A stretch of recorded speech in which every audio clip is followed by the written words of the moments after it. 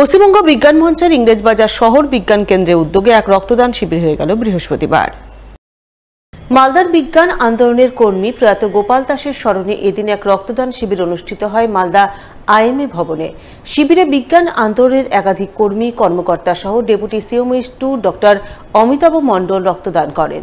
এদিনের এই রক্তদান শিবিরে উপস্থিত ছিলেন পশ্চিমবঙ্গ বিজ্ঞান মঞ্চ মালদা শাখার উপদেষ্টা অধ্যাপক সত্য চৌধুরী, বিজ্ঞান আন্দোলনের কর্মকর্তা সুনীল দাস, মনোরঞ্জন দাস, সুতীর্থ নন্দী সহ অন্যান্যরা। আমাদের বিজ্ঞান কর্মী গোপাল দাস মারা যান, তার স্মৃতির উদ্দেশ্যে আমরা 2021-এর পর থেকে 22, 23, 24, 25 প্রত্যেক বছরই রক্তদান শিবির করে আসতে পেরেছি। এটা আমাদের একটা বড় আনন্দের বিষয়।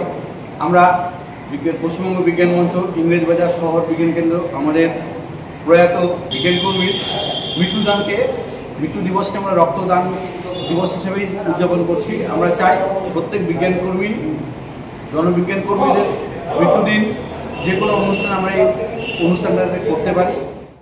সিপিআইএমের যুব সংগঠন ডিওয়াইএফআই হবিবপুর ব্লক কমিটির উদ্যোগে এক রক্তদান শিবির হয়ে গেল বৃহস্পতিবার। আন্তর্জাতিক মে দিবস এবং সংগঠনের আসন্ন জেলা সম্মেলন উপলক্ষে এদিন এই রক্তদান শিবির অনুষ্ঠিত হয় বুলবুলচন্ডী বেসিক স্কুল প্রাঙ্গণে। জেলা স্বাস্থ্য দপ্তরের শীততাপ নিয়ন্ত্রিত ভ্রাম্যমাণ যানে আয়োজিত এই রক্তদান শিবিরে প্রায় 50 জন রক্তদান করেন। এদিনের এই রক্তদান শিবিরে উপস্থিত ছিলেন ডিওয়াইএফআই নেতা অরূপ পোদ্দার, প্রদ্যুৎ বর্মন, বাপ্পা প্রামাণিক সহ অন্যান্যরা।